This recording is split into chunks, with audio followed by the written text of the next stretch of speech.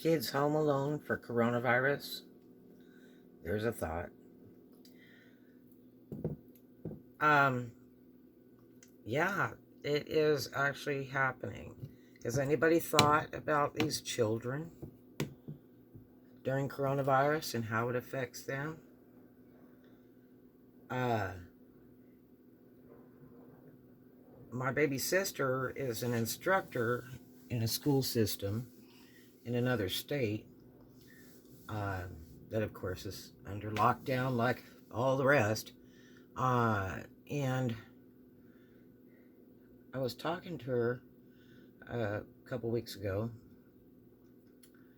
and her particular room of children, it's like second or third grade. That's like a 8-year-old, 7 or 8-year-old. Um, she had actually a lot of computers that were devoted to her classroom. So it was really great because they decided to do lockdown, and the kids were going to finish the school year out by computer and possibly a whole year due to coronavirus. So they immediately got those computers out. She actually went and got the computers and hand delivered them to parents, because prior to that, she had to do all the class stuff for the next day or the next 3 days and then deliver it to the school. And then the parents had to pick up their child's work every day from somebody in the office. Well, that's also a corona threat too, isn't it? Especially if they have to wait in line. You're going to have a gathering of folks, because there are a few people that are working.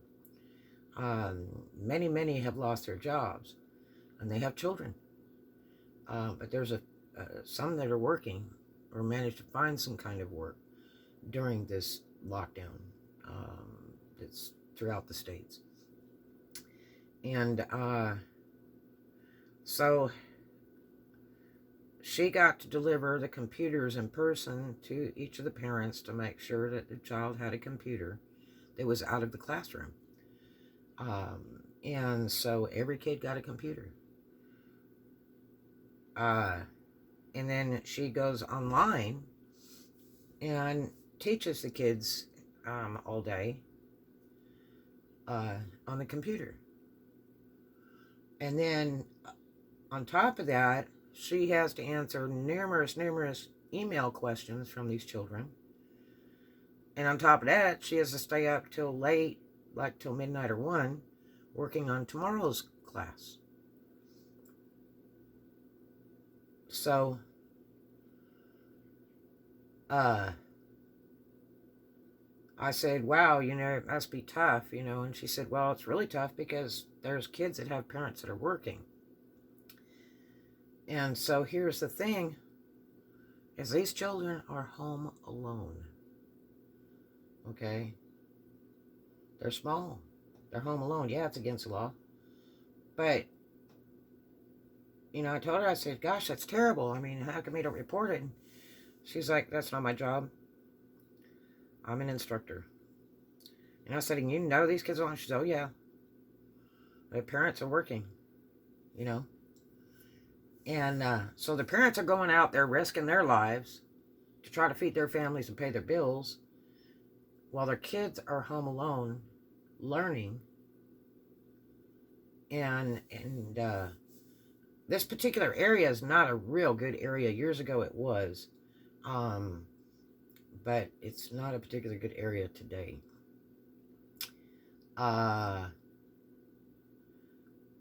So it's a great concern. I don't think anybody's stopping for a moment to think about the children, because they're being the most affected. They're being left unsupervised. So what do? You report them? Well, if you report them, there's no daycares open. So parents don't have a choice because there's no daycares open. So the kids are at home alone. Now, I'm going to tell you. We were home alone a lot after my parents divorced. what they called latchkey kids, where there was a secret key hidden, or you wore a key around your neck on a chain, and you came home after school and did your homework or whatever you were supposed to do, or your chores. You had a list of chores in the house to take out the trash or whatever. And you were to keep the door locked and not answer the door, answer the phone after the first ring, hang up, and then they call back, stuff like that. The little secret code stuff, or the secret code knock or whatever. But the secret code knock became real prominent with everybody. You know, the knock 3 times and then don't knock and then knock again, you know. A lot of families used that. But that was back in the day and age when there wasn't a lot of bad things going on the streets or in public. There weren't as many people. And, I mean, I was raised with a very well-to-do family. My father's captain of the Navy. He was on the water a lot. And my mother was a homemaker. In the mid-60s, my parents opened a sailing school. And, you know, we grew up with nannies, kind of. We used to have these foreign nannies that were brought in. Every one of them come up pregnant. And then they had to leave, and we get another one. And they were mostly Spanish, Mexican, whatever. So they usually didn't speak, like, any English. So we had an adult person that's supposed to be watching us that couldn't even speak English. I mean, even if we were hungry, we couldn't, you know, ask for food properly because we didn't speak Spanish. So, man, I'm going to tell you, I used to make my own fun things. I used to take jars and milk jars. Milk used to come in a glass with a top on it from the milkman. They delivered to your house with a truck. And I took whatever jars I could find, and I would just take food out of the fridge and start putting it in these jars and adding water and oil, just whatever, just making these really creative, artistic things. And then I got the great idea to freeze them in the freezer. I thought that would be really neat, like suspend everything. Boy, did I get in trouble for that. Man alive. Because I used to make a lot of them. I would leave the house. I would take out of my mother's silver coin collection, and I would, you know, get some coins, and because I knew where they were at, and I would leave the house, little bitty, all right, 6, 7, or 8, and walk down the street, and go to the swimming pool, public swimming pool at the school that I went to, 50 cents. And this was in Seal Beach, California. And I could go to stores and buy stuff. I got into riding my bike, and I could ride for miles to different towns and go to hobby shops. And I liked those little balsa wood planes that you could buy in a little kit, a little package, and you put them together and you fly them. I liked kits that you could build cars with, you know, little model cars and stuff, and paint them. I liked all kinds of craftsy, artsy things. And so I was all over the place. My friends from school lived all over that area. And it was nothing for me to walk, you know, 10, 12 blocks to a friend's house, or 3 blocks, or, you know, 10 houses down. There was a vacant field that was not even built back in that area. This very nice home area, because our house was brand new built when my dad bought it.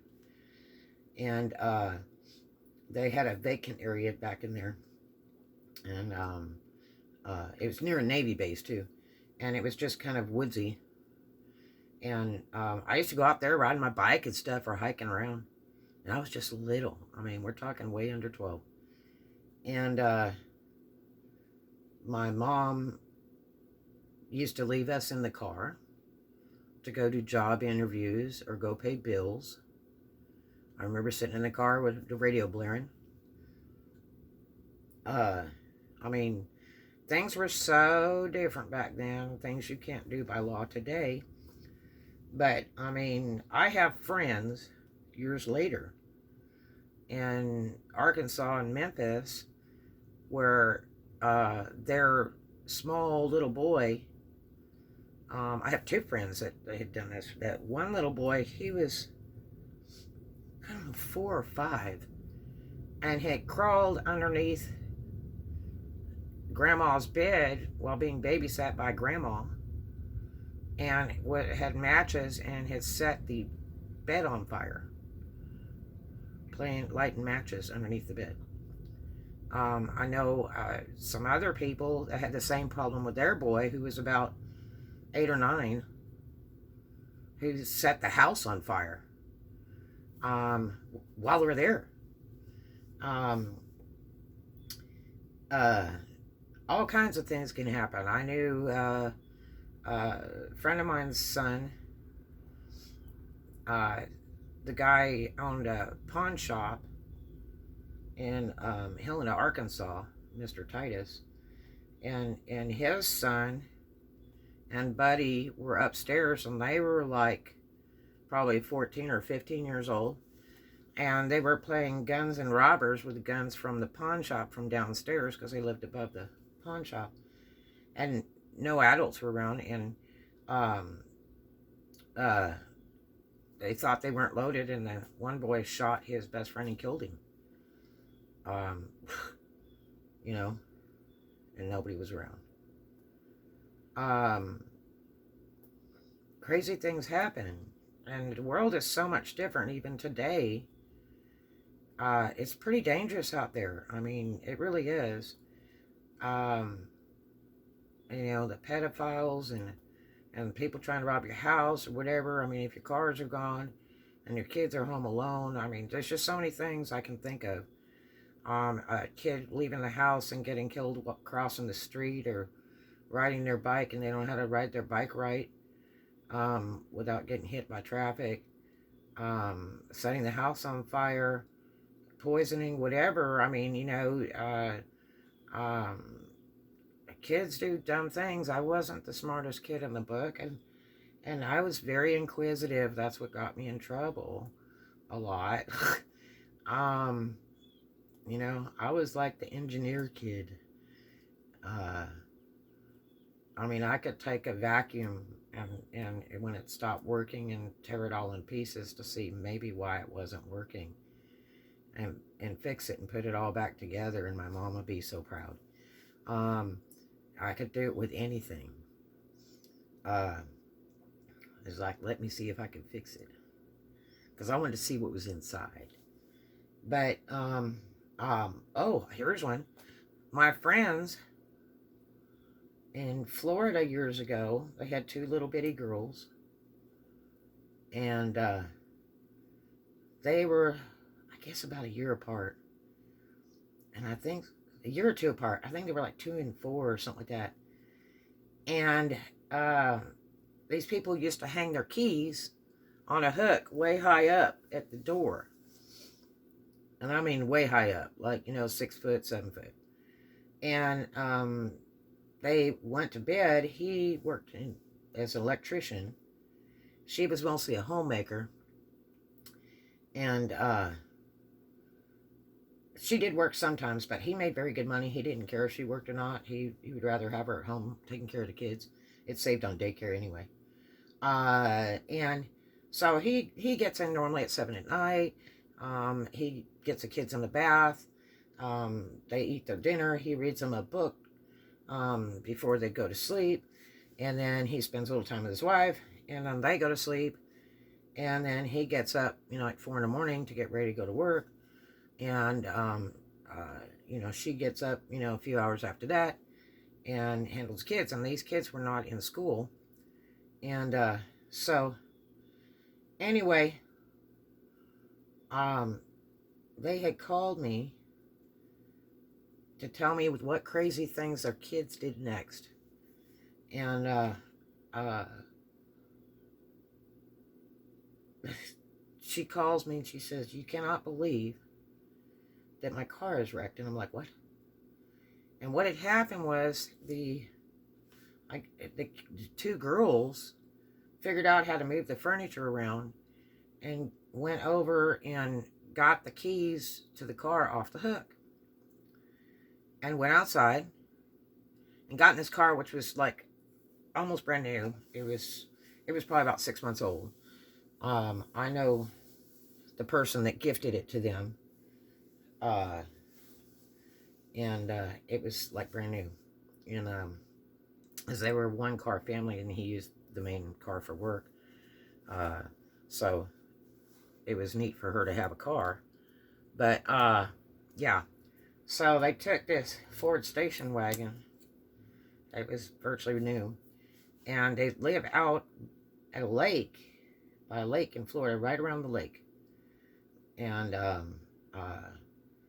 they got in the car and decided they were driving.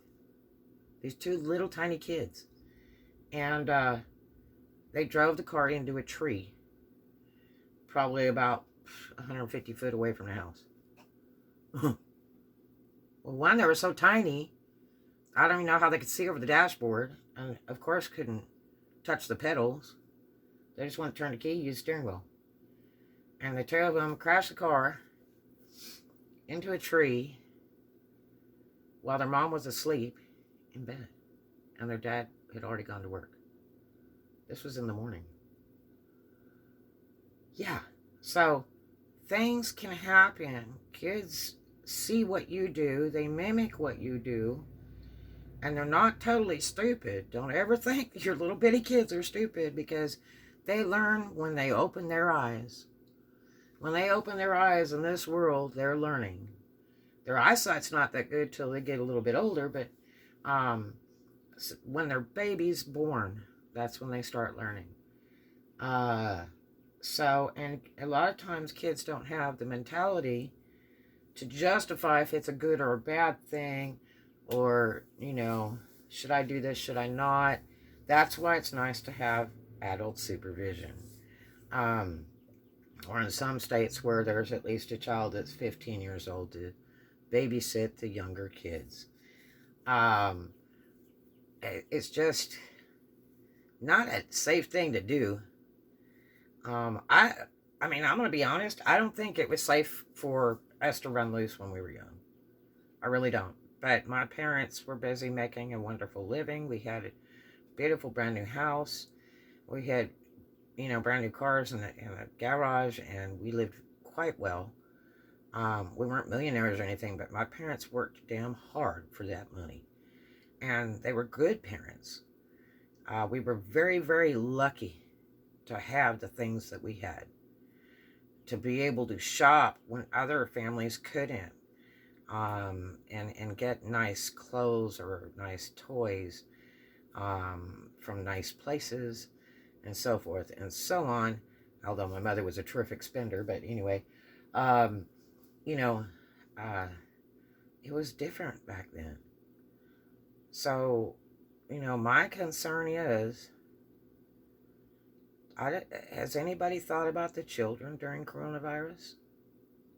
Have they? Because these kids are home alone. And the longer this goes on, the more things can happen.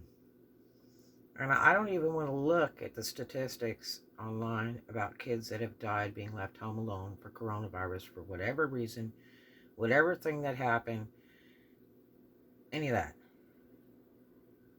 I just don't. Because it will just really upset me. Because you gotta love the babies, man. You bring them into this world for a reason. I mean, it's very unfortunate that we've come to this, like I've said before in my other vlogs, I have never seen anything like this in my life, a coronavirus and a lockdown and all. Never in my life. And,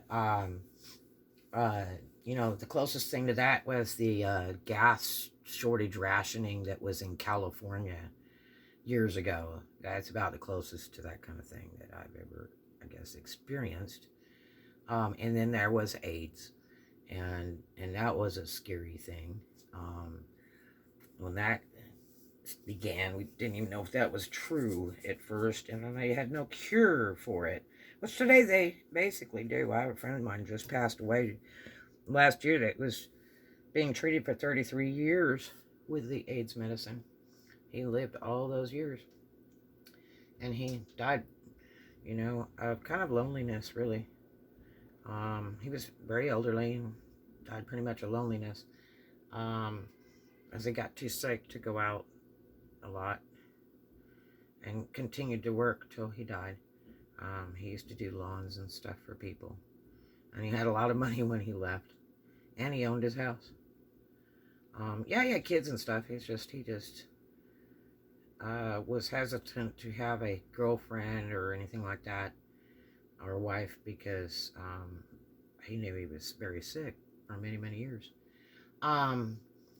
But yeah, think about it. It's a serious thing.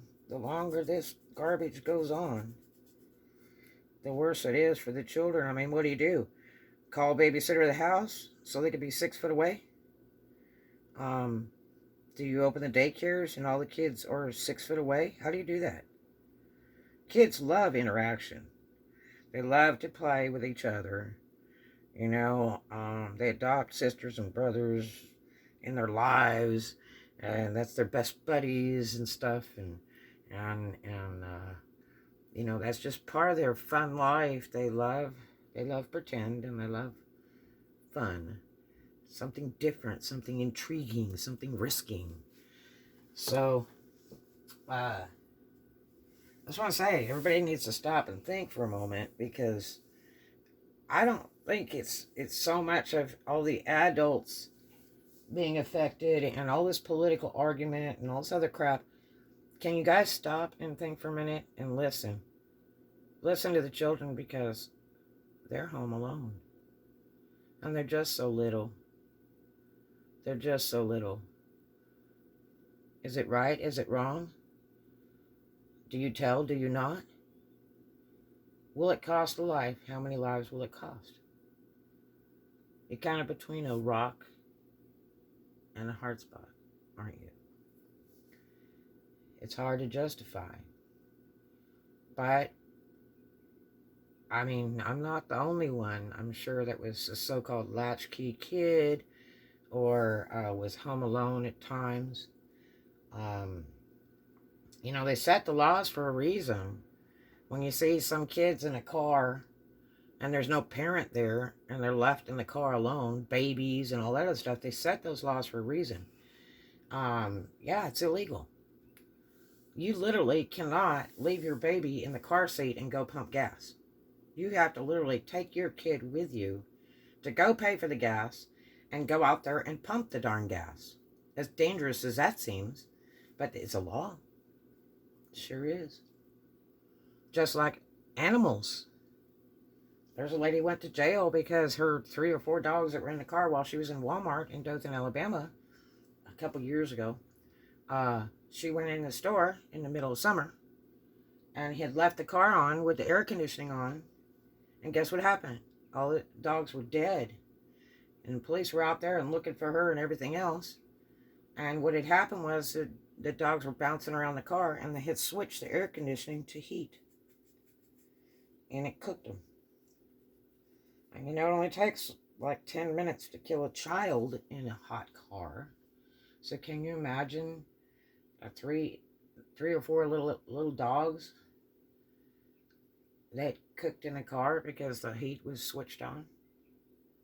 Because the dog doesn't know better? Because it was left unattended. And it was a hot day to begin with. And keys were left in the car. I know somebody that had a little boy, and they went to go fishing. And he had a little truck and pulled up at the water there, right on the bank there. Was unloading the truck, and his 2 or 3 year old was standing up on the seat playing. I had put the car into gear and uh, drove it into a tree or the lake or something. And the police were called and everything else, and it was a nightmare explanation. So why was your kid alone in the car? And I mean, he was just unloading stuff like 4 foot away from the truck. I mean, things do happen. It just happens. But I'm going to tell you, everybody needs to stop and think, as long as this goes on, kids are home alone. Your kids are home alone. Your neighbor's kids are home alone. People down the street's kids are home alone. Because there's people that have to work to put food in those kids' mouths. Because all the government offices are closed. But everything's just locked up. And you know, there's no help. There's no daycares. You know, I mean, you could probably pay a relative or a friend to watch the kids if you had access to money. There's a lot of people just don't have any money. There's people that aren't even working. I got a friend of mine who owns a business and talked to him yesterday. He has high dollar properties that he lives in and has business and he says, I don't care. He says, I'm not paying any rents and I'm not paying any utilities because I'm saving my money for my food because I don't know how long this is going to go on. You know, because they were doing it for till July. They were talking about doing it for a year and all that for the coronavirus, for the lockdown. But I'm like, aren't you afraid? He's like, I got candles if I lose the power. And I'm like, look. He's like, it's against the law. They can't shut it off by state law. I'm like, my neighbor down the street just had his water turned off. Don't tell me they can't shut it off. But you know, you're going to be liable in the end. There's some wonderful landlords out there that are granting free rent to a lot of people because they know what it feels like. But they can afford to do that. They own their properties. They don't have mortgages or they're postponing mortgages and whatever. But, I mean, the economy is being just destroyed. The longer this goes on, and I mean, real estate is just going to go under. And then what's going to happen is they're going to repo a bunch of houses when it's all over with all these piled up rent payments and piled up house payments and piled up car payments. The car auctions ought to be good. On top of the fact that the house, dirt cheap house industry of real estate will be real good. Because people are going to buy repos. They're not going to buy stuff that's on the market. They're going to go buy that repo stuff. Because people will be 2, 3, 4 months behind in payments. And once this stops, where are they going to get that money to pay? Where does it come from? Out of the sky? How many will hit the lottery? How many won't? Do you really think the coronavirus checks are going to pay it? No. Online business is very good because people are scared to go out. It's so much easier to not be around germs and just get what you need online. If you can get it delivered, the post office is talking about quitting now, you know. And if they don't get their raise in September, which the president denied it, which I agree. God, when I was a kid, I think it was like a nickel or something to send a letter or postcard or something. And I think it was a nickel for a letter and 3 cents for a postcard or something like that. Maybe I'm wrong. I was a stamp collector, so maybe I'm confused. But and now, God knows what it is. They don't even have a number on the postage stamp when you go to buy stamps. It's just a picture. There's no number or value, no cents or dollars on it. You know, it might be 75 cents today to mail a letter. I don't know.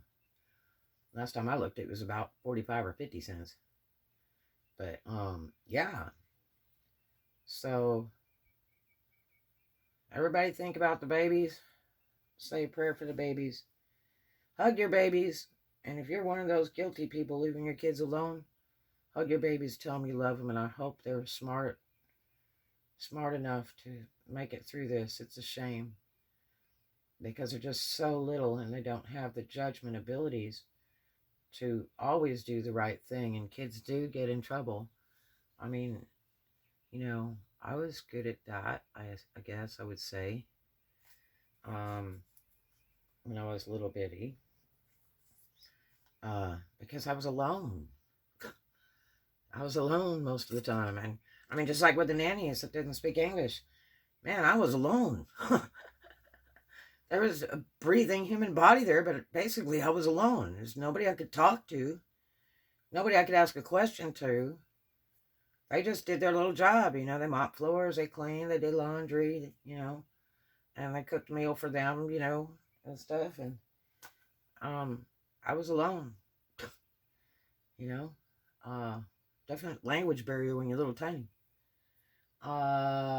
So think about it.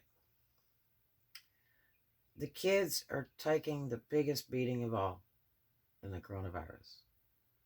Stop and think. Stop all this politics and all this arguments and all that. Has anybody thought about the children? We bring them into this world for a reason. Most of us do anyway. We want the kids. They're very, very expensive. But a kid is way better than a puppy dog or a kitty cat. But you have to do it at the right time. You need to have the money. You need to understand what it takes to raise a child. It's so expensive today. I'd be petrified to have a child today. It is terrible expensive. And if you want to have more than one and do hand-me-downs and all that, it might save you a little bit. But gosh, medical and everything else is so expensive. Public schools are expensive. Public schools are like private schools now, where you have to pay hundreds just to get your kid in the first semester, buying every school supply that there is, from Band-Aids to the nurse's office, to Ziploc bags to the nurse's office, to quart-size hand sanitizers, to paper towels, to toilet papers, to Kleenex. I mean, we never had to do that when I was a kid. And I went to public school till I was in about 8th or 9th grade. And then I went to parochial school. And we didn't have to buy all those supplies in parochial school. But the public schools are supposed to be public funded. And I remember the day when you just came to school. They issued you a pencil. If you broke it or lost it, they gave you another one. After a while, you had to pay a nickel for another pencil. Because we got smart and knew how to break a pencil so we couldn't finish our work. They always want to make sure you had a pencil. And we didn't really have to pay for much of anything. But my children, I mean, I had one child cost me like $220 to buy the supplies for the semester.